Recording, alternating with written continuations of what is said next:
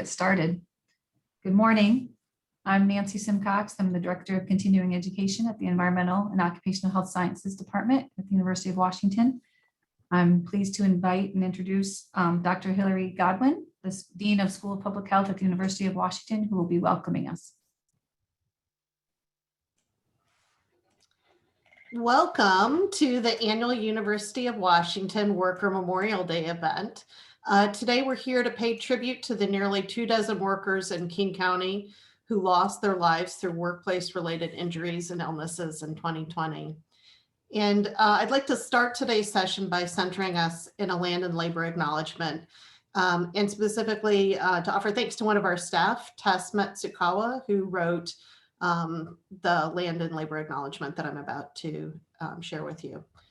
It's vitally important for us to know the longstanding history of where we are and what has shaped the context of the land we inhabit. The University of Washington acknowledges the Coast Salish people of this land, the land which touches the shared waters of all the tribes and bands within the Duwamish, Suquamish, Tulalip, and Muckleshoot nations, land that was stolen by European colonizers, land that was stolen from the Duwamish who are still here and continuing to honor and bring light to their ancestral heritage. This country was built on stolen land with the exploited labor of enslaved African peoples, as well as the exploited labor of underpaid Asian and Latinx peoples. These acts of colonialism, white supremacy, and anti-Blackness are the history of this country, as well as our ongoing and current reality. We want to honor and recognize the lives, knowledge, and labor of Black and Native peoples in the past, present, and future. There's an immense need within the field of public health and in all other areas for action that is centered on liberation for Black and Indigenous peoples. This requires understanding the context of where we are, our own positionality within those systems, and a dedication to justice-based action. The events of 2020 taught us once again about the critical importance of equitable access to safe workplaces and sustainable communities. The COVID-19 pandemic and the rekindled movements for racial justice showed us that we can and must confront inequality through solidarity and transformational change in the workplace and in our neighborhoods. We know that racism and race-based oppression are central drivers of health disparities. The pandemic and the racial justice movement brought into focus some of the root causes that underlie those inequities in our region and beyond, and the impact of historical, cultural, and socioeconomic factors on the health of marginalized communities. Today, our speakers will address how all of this impacts our workplaces, and they will provide solutions and ways we can come together in 2021 to prevent fatalities, injuries, and illness. With that, I'd like to introduce our UW students and postdocs who helped to organize our event this year. Amanda Klauser and Madeline Benoit will serve as our Masters of Ceremony today. Amanda is a postdoctoral scholar in the Department of Medicinal Chemistry, and Madeline is an occupational health trainee in One Health with the Northwest Center for Occupational Health and Safety, which is part of the Department of Environmental and Occupational Health Sciences and the School of Public Health. Thanks, everyone, and I'm turning it over now to Amanda. Thank you. April 28th is Worker Memorial Day in the United States and across the world. It is a time to honor workers who have died on the job. This is a day of remembrance and action for workers killed, disabled, injured, or made unwell by their work. Worker Memorial Day is an important day for us as students and postdocs and all people across the world to reflect on why we train and pursue careers in occupational health, and to stay committed to ensuring safe and healthful workplaces for all workers. I'd like to introduce Dr. Kim England, who is a professor of geography, adjunct professor of gender, women, and sexuality studies, and the Harry Bridges Endowed Chair in Labor Studies. Please join me in welcoming her to introduce our keynote speaker. Thank you. Thank you. The pandemic has witnessed the deaths of almost 600,000 people in the US, many of which could have been prevented if the lives and safety of working people were prioritized over the economy. BIPOC communities have been disproportionately impacted. Indeed, the intersection of systemic racial injustice and economic injustice has been so starkly and cruelly rendered. April Sims, our keynote speaker for today, has dedicated her professional life to advancing racial and economic justice, building power for working people and bringing communities together. I have admired April and her work for some time. One of the few benefits of Zoom for me is that in the last year, I have had opportunities to tune in and hear firsthand how this impressive leader lifts all workers with her advocacy, commitment, and energy. It is thus truly my honor to introduce her. April Sims was elected Secretary-Treasurer of the Washington State Labor Council, AFL-CIO, by its affiliated unions in December 2018. Her 4-year term began in January 2019. She is the first woman of color and the first Black person to be elected as a Washington State Labor Council executive officer. For the year prior to her election, April served as the Washington State Labor Council's political and strategic campaign director. She worked to develop shared agendas with labor and community partners to advance strategic organizing campaigns and to recruit, train, and elect political champions for working people. She first joined the Washington State Labor Council in September 2015 as Field Mobilization Director. In that role, she worked with the Washington State Labor Council's affiliated unions and community partners to support and encourage the participation of individual members with many different political, legislative, and community programs. April joined the staff of the Washington State Labor Council in 2015.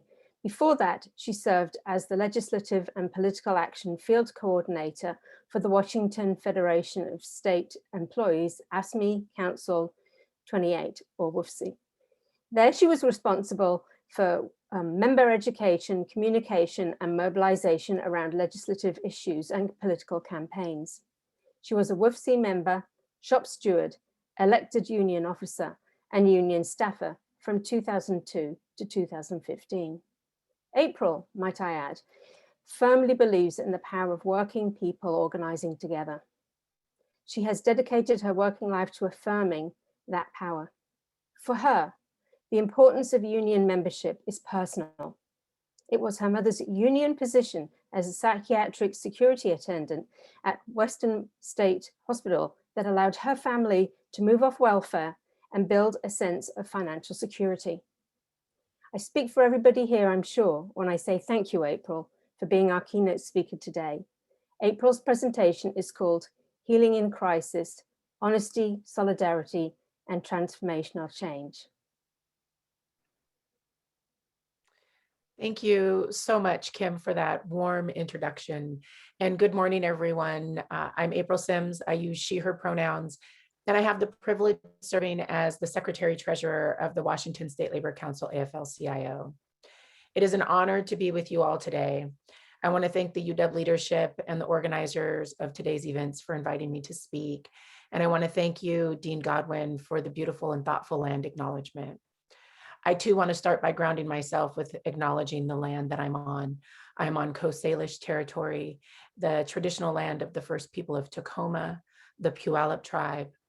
And I honor with deep respect and gratitude their elders past and present for their stewardship of this land and its people. Mine is a legacy of stolen people on stolen land. So I raise my voice in the fight for Black liberation and the movement for Black lives, and would invite you all to take a moment and consider the many legacies of violence, displacement, migration, and settlement that bring us all into this space, and hope that you will consider uncovering these truths at your events moving forward. Thank you. Now, Workers' Memorial Day is always a somber occasion, but since its creation in 1989, we have not had a year quite like this. A year of facing down the triple pandemics of COVID-19, economic upheaval, and the rising tide of white supremacy has had devastating impacts on working people. Workers' Memorial Day is an opportunity to center the real costs that working people pay as we do the labor that powers this country. And it's an opportunity to speak frankly about the threats facing workers in the United States today. Without a doubt, COVID-19 has fundamentally changed our perspective. For those of us committed to building power for working people, we've watched the world realize what we've always known. First, that working people are essential. And second, that working people are undervalued and underpaid. Workers who are often ignored, like farm workers, grocery workers, sanitation workers, and home health aides, and workers who are often accused of asking for too much, like teachers and nurses, are suddenly recognized for the essential work they've always performed. And we've also seen how COVID-19 has exposed the inequities, the racism, the xenophobia that are at the root of our systems and plague our society. Now, many of us have faced loss in this past year, and we all have in turn been deprived of the healing that happens when we come together to mourn tragedy, to celebrate those we've lost, and to process the trauma we've experienced. The loss of collective, social, public ways to share our emotions is significant in a year marked by the collective trauma of COVID-19 and the compounding generational trauma of white supremacy. The generational trauma of racism was front of mind for me and many other Black Americans last week, as we waited to see if the man who was recorded killing George Floyd would actually be convicted. Now, I felt the weight and the sad reality that no matter the verdict, the system that created the conditions that led to George Floyd's murder was not on trial. And the knowledge that convictions do not bring justice. They do not change systems of oppression, and they do not keep Black people alive and thriving, because convictions do not bring freedom. And I was reminded of August Wilson's quote in Two Trains Running, when he said, "Freedom is heavy. You got to put your shoulder to freedom. Put your shoulder to it and hope your back hold up." This work is heavy, and we have to honor that. We can't be silent about the weight of the work, not right now, because silence and half truths don't protect us, comfort us, or move us forward. And it won't help us heal in this moment. And we need time and space to heal. Now, in crisis, our lives become even more centered around keeping ourselves and our families safe. Safe from sickness, safe from falling behind on rent, safe from prejudice and hate. So facing a triple pandemic of COVID-19, economic insecurity, and the rising tide of white supremacy, it's no wonder that healing has been on the minds of many these past few months. But healing took on a literal meaning for me and my family when we were diagnosed with COVID in November. I've been privileged in my life to rarely be sick, and suddenly I had to dedicate my energy to healing myself and my family. And as many of you know, healing is hard work. I know other folks here today have seen firsthand the work it takes to recover from COVID. Healing is slow, and there are setbacks, and you cannot take the easy road. Healing is a process that requires both broad and intimate support. I was blessed to be supported in my healing by my community and my labor family. But our country too has healing to do. And this healing is hard work. We have delayed reckoning with the white supremacy threaded through our society, and we've seen the consequences. Self-preserving or self-serving politicians and billionaires weaponizing race to divide working people against one another for their own gain. And in some cases, this strategy has worked. Too many of us have allowed ourselves to be fooled. It's painful to acknowledge, but we cannot heal what we cannot name. So let's be clear. Real healing for working people addresses our needs in this moment and moves us towards a more equitable society.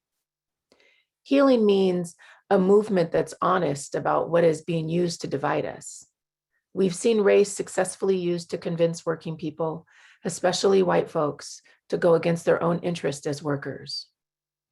Ignoring how we can be divided only weakens us further. Healing means the struggle against racial injustice is and must be a working class struggle in which the entire working class participates.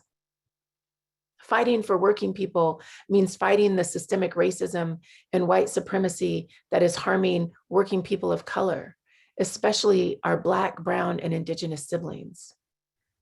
Healing means economic and social justice for all workers, across all backgrounds, across all colors, and across all borders. Healing means that if we don't fight for people of color, then we don't fight for any of us. If we won't fight for the dignity of our immigrant siblings, then we don't fight for the dignity of working people. If we can't clearly and unapologetically say that Black lives matter, then we don't truly believe the lives of working people matter. Real healing for working people addresses our needs in this moment and moves us towards a more equitable society. Healing means we fight for and deserve both joy and justice, both love and liberty, and both peace and prosperity. And healing is ultimately about dismantling white supremacy and sharing power. So I want to lift up that while it's been a difficult year for many of us, amidst the stress and the chaos and the trauma, there are still moments and opportunity of hope. There are two things top of mind for me this morning. The first is that public support for unions is at a decades-long high, and more Americans than ever believe that now racism must be addressed in this country. So we have an opportunity in this moment to build on this momentum, and we know what we need to fight for. We need to fight for policies that uplift working people, policies like the PRO Act. This federal legislation is the most significant labor rights policy in our lifetime, paving the way to forming unions for millions of workers and protecting and enforcing the workers' rights we hold dear. Now, if you're interested in learning more, I hope you'll consider joining me and President Larry Brown and others for a forum on the PRO Act this Thursday at 5 o'clock live on the WSLC Facebook page.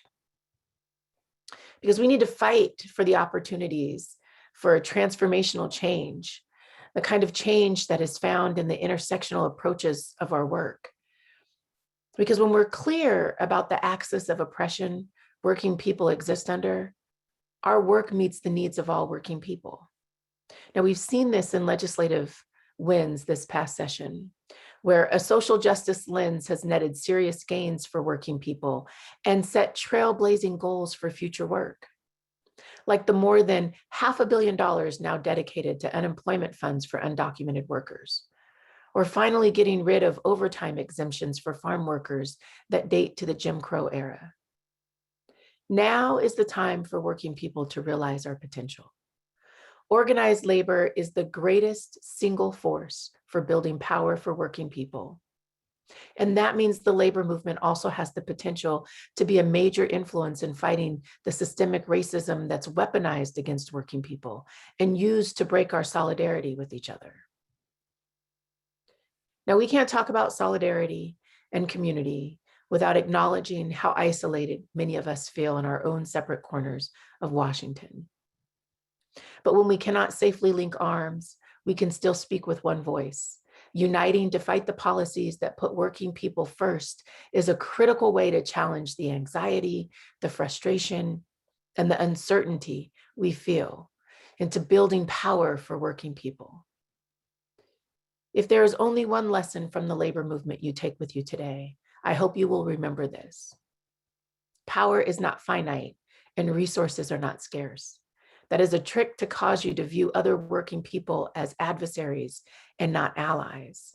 So I ask you to remember Fannie Lou Hamer's words that nobody is free until everyone is free. Fighting for freedom and liberation is heavy, but it is our work. It is how we will move forward. It is how we will build the world we want to live in. And it is how we will heal. So I want to thank you for the privilege of joining you today. Thank you for the opportunity to speak. And I look forward to healing as a community with all of you. Thank you. Thank you, April. Our next speaker is Dr. Mike Yost. He is the professor and chair of the UW Department of Environmental and Occupational Health Sciences, or DEOHS. He is also the director of the Pacific Northwest Agricultural Safety and Health Center at DEOHS, and he will lead our memorial recognition.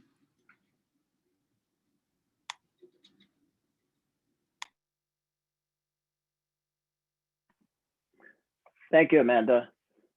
It's truly my honor to be here today and to welcome all of you to this memorial event. Over 1 million people in Washington State go to work each day. And these workers and their families, they all fully expect that they will return home safely at the end of each workday. And on Worker Memorial Day each year, we pay tribute to the workers who did not come home that day because they died of an on-the-job injury or illness. And we do this as a way to raise awareness of the importance of workplace health and safety and of the work we all engage in and do. Last year, 68 workers died in Washington State. Our Memorial Day recognition today focuses on those workers who died on the job in King County. In 2019, 22 of these 68 deaths were in King County, and they died from a variety of causes, including homicides, falls, occupational illnesses, being struck by falling objects, and 7 died from COVID-19. These workers were machine operators, mechanics, construction workers, case workers, Uber drivers, courthouse workers, caregivers, and shipping operators. They were nurses, doctors, corrections and police officers, technicians, real estate agents, youth guidance specialists, and of course, maintenance workers. We'd now like to share with you a video with the names of the King County workers who died in 2020, their occupations, their causes of death. And after the video, I'll ask you to join me in a moment of silence to honor their tributes.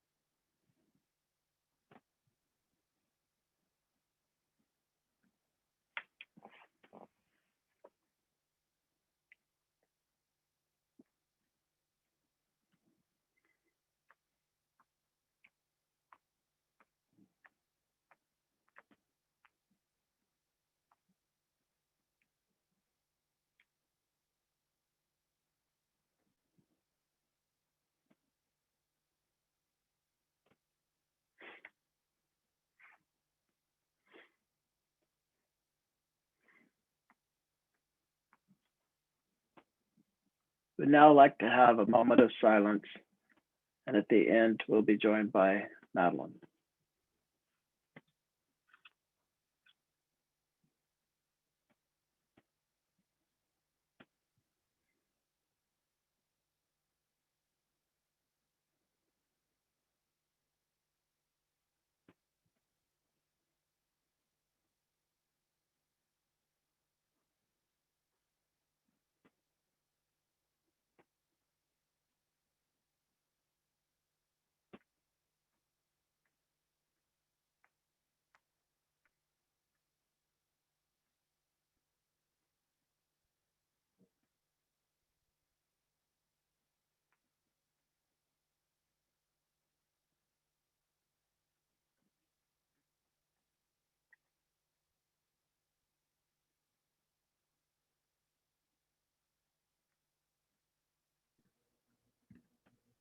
Now we would like to take this time to introduce our moving forward session, where we will remember those that have died on the job and renew our commitment to protect the living.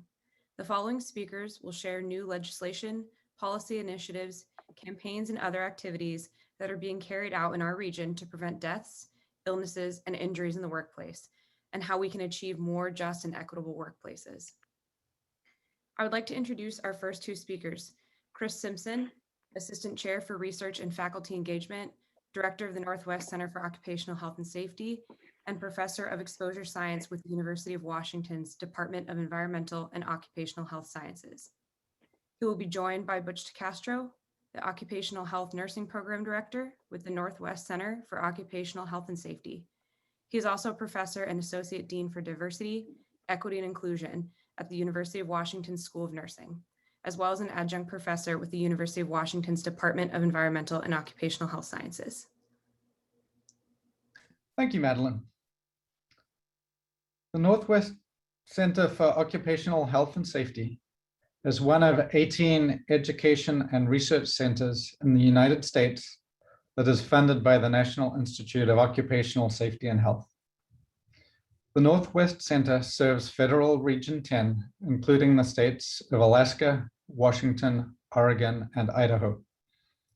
We provide training in occupational health and safety to graduate students and working professionals, and we conduct research that aims to improve workplace health and safety, ensuring that all workers have a safe work environment. On this Workers' Memorial Day, we recognize those who were killed or injured on the job, and we rededicate our efforts to protecting and improving the health and well-being of all workers. And this academic year, our center has pledged solidarity with Black, Indigenous, and other people of color communities in recognition of the impact of racism as a cause for who is disproportionately exposed to hazardous working conditions and who bears more of the burden of work-related injuries, illnesses, and fatalities. We've engaged our students, staff, and faculty in forums and discussions that illustrate how institutional and interpersonal racism have historically and continue to contribute to occupational health inequity, including in ways such as the systematic denial of access to high quality, healthy, and safe work, secure jobs with adequate pay, fair treatment and welcoming work environments, and healthcare and other job-mediated benefits. We're also reflecting on the role occupational health professionals and researchers must play in addressing the effects of racism on worker well-being. And we will continue this commitment by examining our own center's structures, policies, and practices, which may perpetuate racial exclusion and oppression in order to institute anti-racist ways of operating. And altogether, our center's overarching goal in this endeavor is to shape a more just, equitable society so working people of color can thrive.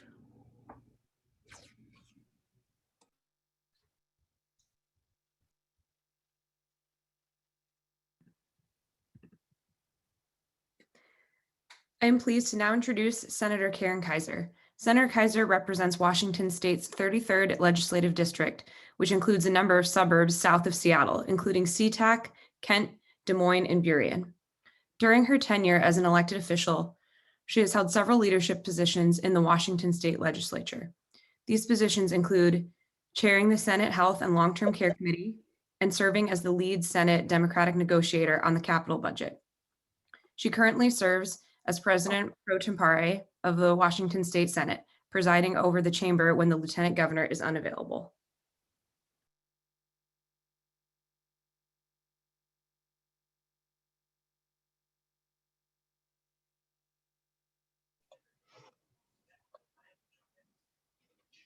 Thank you, Madeline. I appreciate the introduction. And one thing that is also important is that I also serve as chair of the Senate Labor and Commerce Committee. And as that position was held, I think we made some incredible progress out of that committee this year. On the wall in my office, I have a poster, and it's Mother Jones and her very, very apt comment, which is mourn for the dead and fight like hell for the living. And that's my job. I fight like hell for the living. We got a lot of good stuff done this year, and I want to give you a report of what we were able to do. You know, tens of thousands of workers in the last year have braved the hazards of keeping our hospitals functioning, our pantries full of food, our buses moving, our kids in childcare. Hundreds have become sick with COVID, and some have died. This year, we were able to take the notion of essential workers, not just as a word, but as a deed. We passed historic legislation to strengthen workplace protections, both during this current pandemic and beyond for any other statewide health emergency. First, we created a safety net for healthcare workers, first responders, grocery store workers, farm workers, childcare workers, bus drivers, and many, many other frontline workers. And we ensured that if they catch COVID or are exposed, it will be covered as an occupational disease with workers' compensation benefits. The goal was to reduce the dangers to workers and reduce the fear and anxiety as they got up and went to work every day and faced really dangerous and precarious situations. With presumptive worker comp coverage during a statewide health emergency, workers will now be protected and they will not lose a paycheck, and their medical care will be covered if they get sick. That is done, and it hopefully will be signed into law in the next few days. Second, we have heard all kinds of stories from frontline workers about retaliation and intimidation for speaking up about workplace safety. You might remember Dr. Ming Lin. He was an emergency room doctor up in Bellingham at a hospital where he had worked for 20 years. And when he criticized the safety protocols of that emergency room, he was fired by the hospital. We've heard many other cases of intimidation and retaliation. So we were very happy to take the Governor Inslee's request legislation, House Bill 1097, and pass that into law, which will ensure protection from retaliation and intimidation for complaints on workplace safety. Third, we found that employers were not reporting outbreaks of COVID quickly enough to take any effective action. In Yakima, in fact, one of the fruit packing plants wouldn't even report to the local public health department. So now the Department of Labor and Industry does not know in a timely fashion when or where outbreaks of COVID-19 occur. Outbreaks at meat packing plants or grocery stores or even hospitals get no immediate response from the department because employers don't report outbreaks to labor and industries. So we will now require reporting by employers to labor and industries of disease outbreaks during any statewide health emergency. And we also gave a green light to the department to begin rulemaking to establish an infectious disease occupational safety standard for the entire state of Washington. And finally, we ensured that frontline workers would be allowed to use personal protective equipment on the job, even if the employer doesn't want them to or doesn't require it. They have a right to it. But we did not stop there. We also addressed in this incredibly intense session 4 long-standing workplace protection problems. First, as you probably know, Agricultural workers have been excluded from the protections of the Federal Fair Labor Standards Act since 1938. And in Washington state, the same exemptions were enacted in 1959. This meant that farm workers could work 60-hour, 70-hour weeks and not earn a dime in overtime pay. Well, now, this year, with a historic compromise between labor and the growers, this long-standing injustice will finally be corrected. Beginning in January 2022, the overtime rules will begin to be implemented in all of agriculture. And over the next 3 years, by 2024, Washington will become the very first state in the nation to provide all farm workers the right to overtime pay after 40 hours a week. Second, another long-standing issue, low-wage workers, especially women and people of color, sometimes don't get paid for the work they do. In fact, it's estimated that 2/3 of low-wage workers suffer wage theft. We heard testimony from Eligio Benito Mendez, a cook in Seattle, who told us his employer had stolen more than $9,000 from him in unpaid wages. He had pursued all the legal avenues open to him to recover his wages, but he was unable to recover a dime. Cases like Eligio's are why we passed the Washington Wage Recovery Act, which gives workers a very powerful tool to get the pay that they have earned. Workers who've been victims of wage theft will be allowed to place a lien on the employer's property, and the lien will not be lifted until the back wages that are owed are paid in full.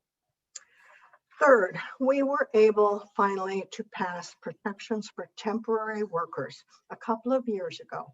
As many of you know, I was lucky to have University of Washington Department of Environmental and Occupational Health Sciences graduate student by the name of Trevor Peckham to work in my office as an intern, and he uncovered research, the fact that temporary workers are more than twice as likely to be hurt on the job as permanent workers. Accidents were especially bad in manufacturing and in construction. This was tragically brought home to us in 2020 when an unshored trench collapsed at work in Thurston County during the legislature. It killed Jonathan Stringer of Chehalis, and it critically injured one of the other workers. Jonathan was just 24 years old, and he jumped into an unshored trench that had collapsed to help one of his co-workers.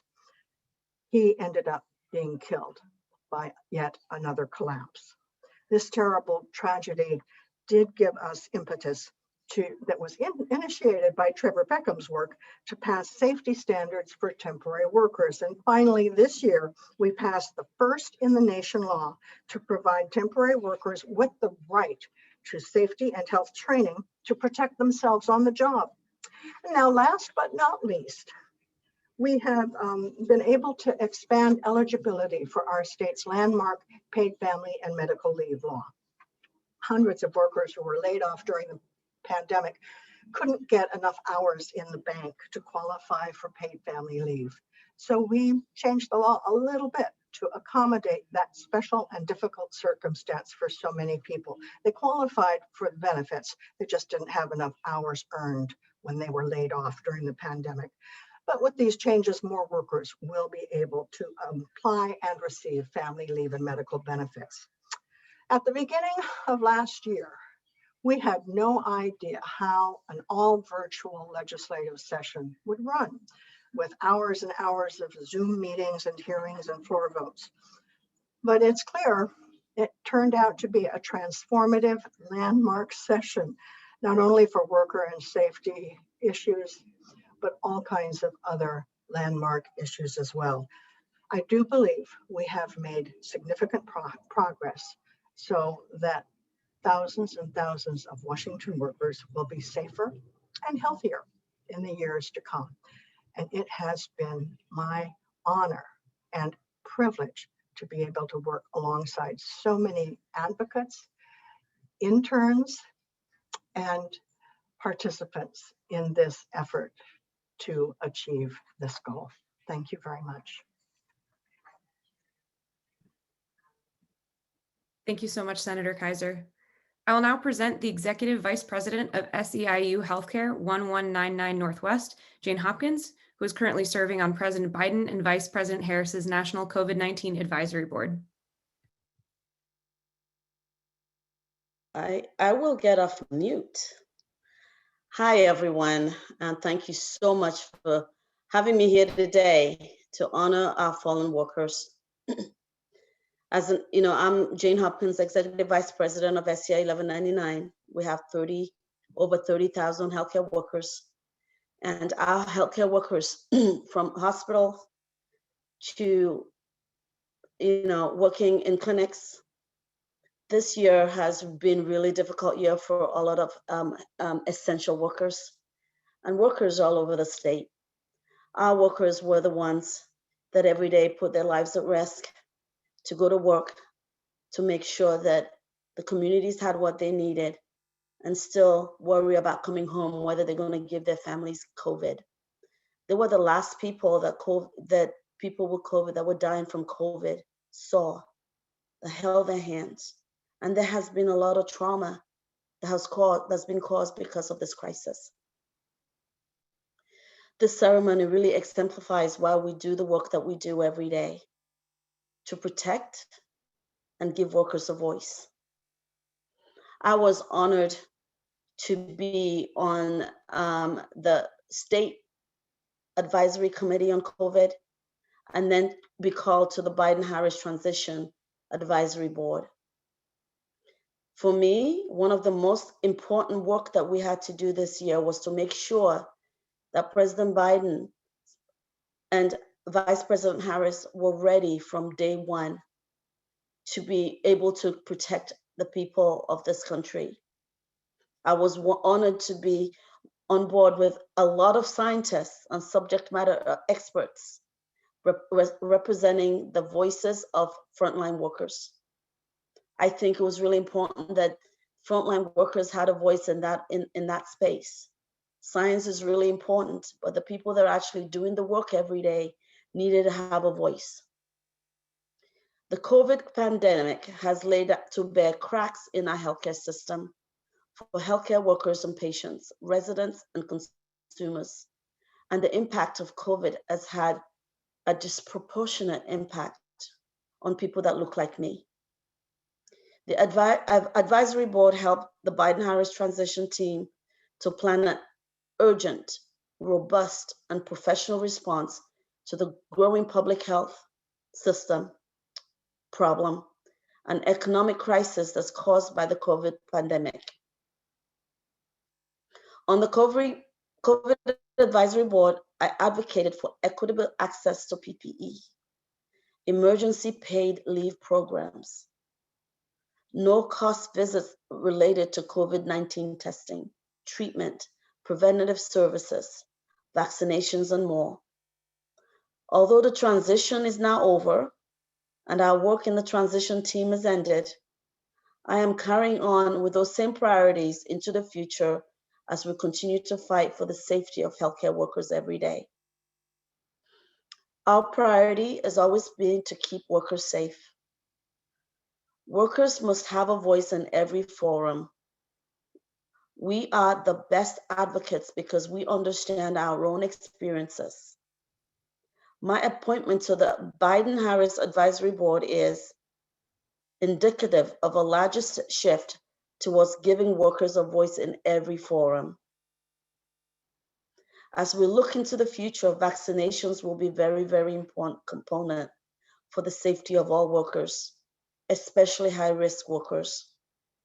But safety isn't only about physical health, it is about emotional health. As we move forward, we need to center the emotional health of workers who have experienced deep trauma in the last year, and we need to help them heal.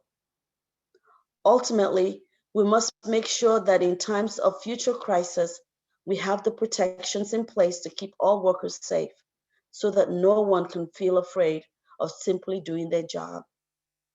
Thank you so much for having me on today.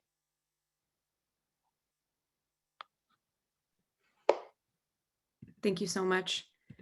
I'm delighted to introduce Sharika Carter, President of the Puget Sound Coalition of Black Trade Unionists and Political and Strategic Campaigns Director from the Washington State Labor Council, AFL-CIO. Hi, everyone. I'm Sharika Carter. I use she, her pronouns, and I'm the president of the Puget Sound chapter of the Coalition of Black Trade Unionists. So yeah, thank you for having me. I'm coming to you all from Tacoma, Coast Salish land, the land of the first people of Tacoma, the Puyallup tribe. And so I would like to thank their elders, both past and present, for the stewardship of this land and its people. CBTU is the fiercely independent voice of Black workers within the trade union movement. And our work is to challenge organized labor to be in tune to the needs and aspirations of Black and poor workers. And today, as we come together this Workers' Memorial Day to think about healing in crisis, honesty, solidarity, and transformational change, and what our future looks like, as a young Black labor leader, I wanted to offer a few things as we look towards our collective future. And so as we're looking towards this future, we need a transformed labor movement, something that is capable of fighting and making the cause of workers also the cause of the 99%. Because nothing less will be sufficient to the challenge of global capitalism, in which in the midst of a global pandemic, we've seen even more so that capitalism's only allegiance is to profits and more profits. And so we must centralize racial justice in our need for a revival of an organized labor movement, because Black workers have been, for the working class as a whole, the canary in the mine, and what befalls the Black worker inevitably confronts the bulk of the working class. And so labor has to respond to attacks on Black workers, and they must respond to the Black working class that is indeed a component of the larger working class and not just some marginal category, because Black lives matter yesterday, today, and forever, because there can be no economic justice without racial justice.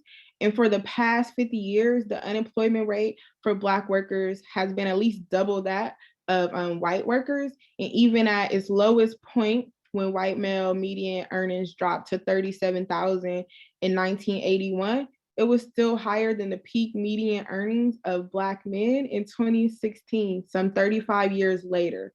And so as the wealth of white households continues to grow, is remaining stagnant, for Black households, we must do work, because such entrenched disparities, which are even worse for Black women who the pandemic has hit hardest, right? Black and Latino women have the highest unemployment rates right now.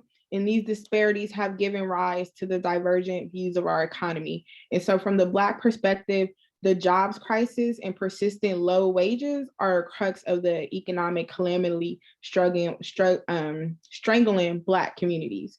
And so we have to, as we look towards the future in a transformed labor movement, we must build power for Black workers through jobs and economic development, ending environmental racism, criminal justice reform, strengthen education policies, supporting just immigration that reconnects families and provides equitable and fair means to migration, and a renewed commitment to organizing service and low-wage jobs that are the fastest growing employment sector and overrepresented by women and people of color, who are more likely to join a union. And so I'm looking forward to getting the PRO Act passed and the opportunities for workers to join together in union.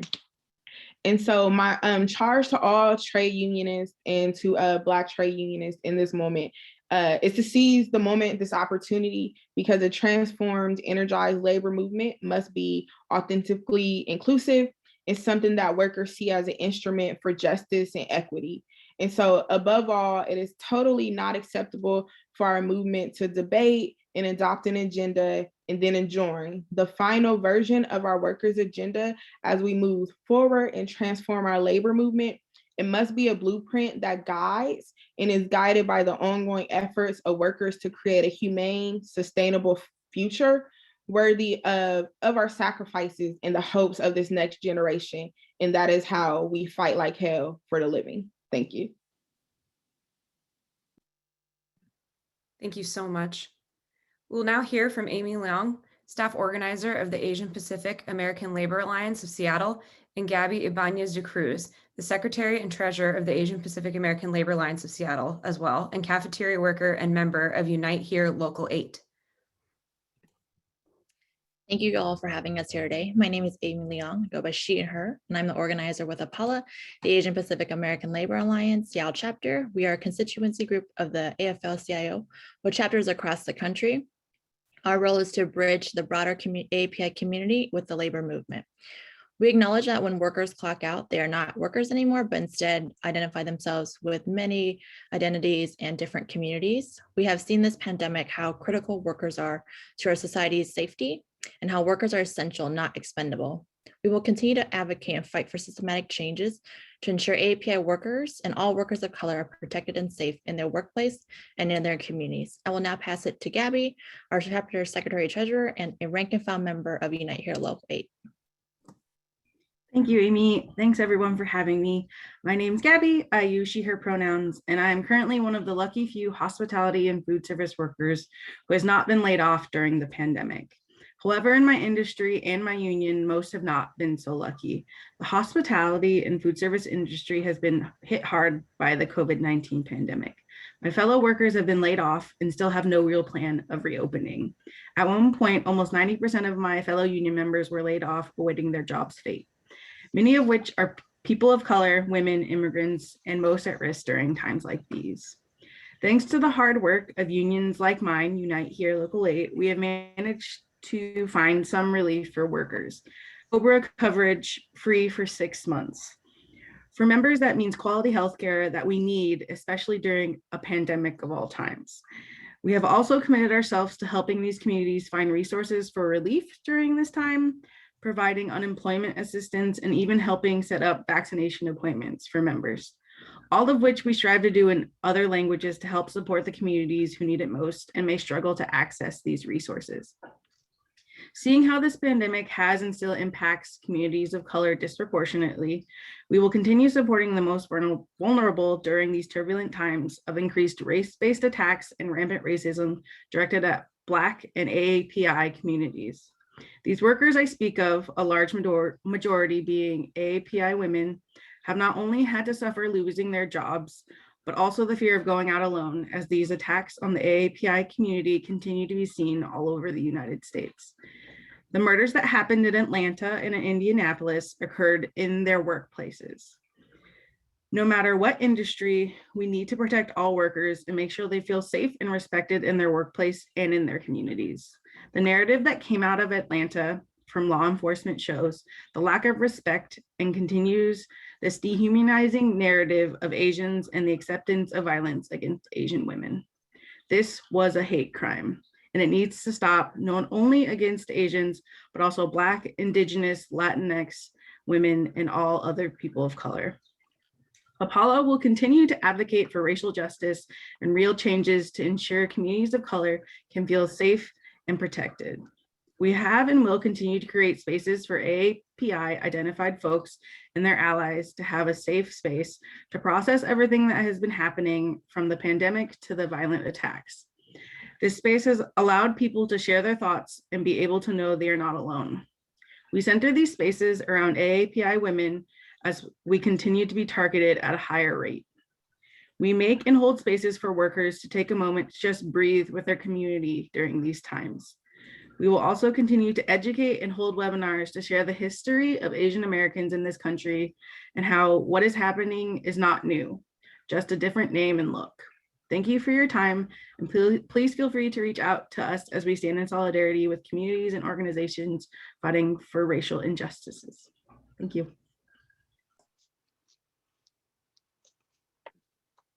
Thank you so much for those powerful words. I'm happy to now present Dave West, a research analyst of labor and employment policy through the Washington State Labor Education and Research Center at South Seattle College. Thank you, Madeline, and thank DEOHS for inviting us to take part in this important annual event.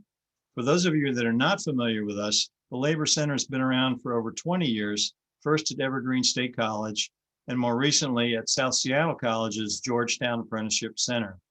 When it comes to worker safety, our mission is to educate policy workers about hazards and unequal impact, while also educating workers about how to organize to improve safety. Health and safety issues have always been part of the organizing training programs we put on for union locals, and our new online workers' rights manual, which is now in the chat, at rightsatworkwashington.org, features a large section on your right to a safe workplace. And now, as a result of the incredible work of Senator Kaiser and others in the legislature, we have a lot to update for the new protections that the legislature has put in. We also teach monthly classes on how to use the online workers' rights manual for the public and special classes for union locals and other interested groups. And you can sign up at our college website, which is also on the website in the chat. We've made worker safety the focus of our research during the pandemic. In the last year, we collaborated with Dr. Marissa Baker at the UW to identify which occupations in Washington were both at the highest risk for COVID exposure and were the most economically precarious. And it's no surprise that those occupations are dominated by women and are disproportionately workers of color. Also coming up in the chat is the link to our research and publications page, where you can find that report and others we've recently done on the economic impacts of the pandemic on Washington workers. Along with the reports, we're doing a series of short videos with Washington workers talking about COVID safety issues at work. The first one is up on our YouTube channel, Washington Labor Center, and there will be up more shortly.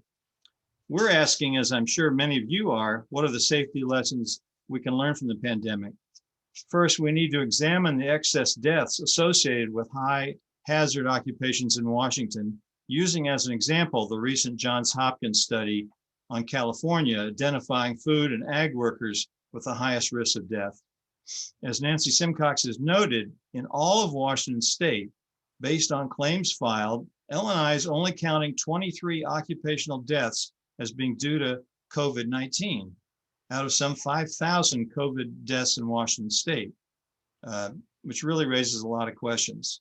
What does this say about occupational health surveillance in Washington?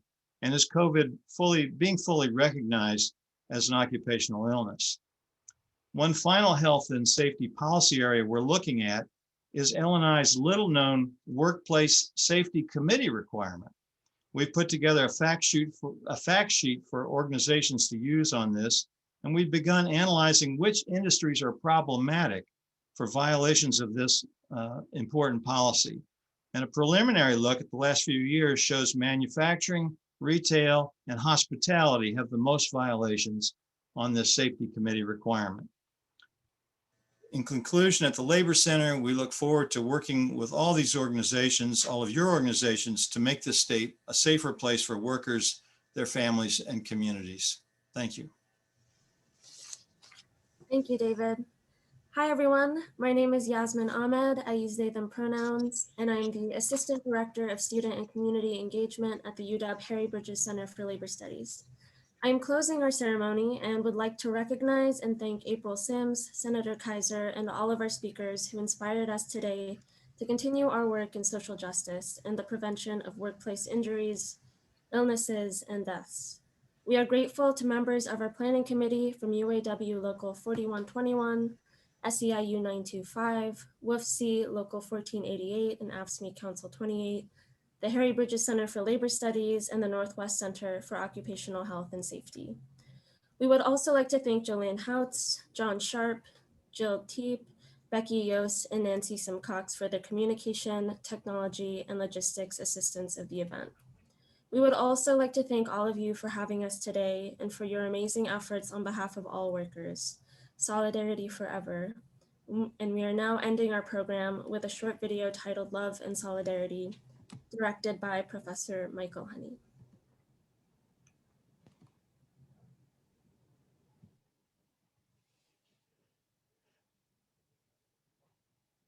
And our power has always been in ourselves, in our people, and in our unity, in the courage that we have to say no to racism and injustice.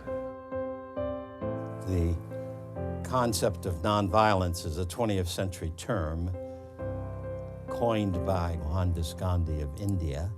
Gandhi also goes on to say that love is power. It's the most creative power of the universe, and it's the greatest force, he says, that is available to humankind, and humankind needs to learn how to use it.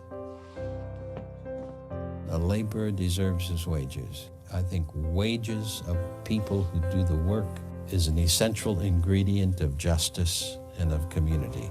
I think the human species was created primarily to learn to work.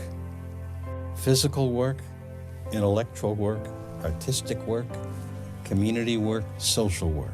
We have to work as human beings because it feeds our dignity. It feeds our sense of making a contribution. It feeds our sense of taking care of ourselves. And so all work has dignity to it, is what Martin King said. All labor has dignity. And so work is not primarily for wages, but we ought to be able to benefit from our work, especially the work that we do outside of the home and in the larger community. They cannot support the simple right of the ordinary man and woman in this society to have the full dignity of their work and their wages. And we must begin to tell the Democratic Party, stand up and be counted for human rights and for human dignity.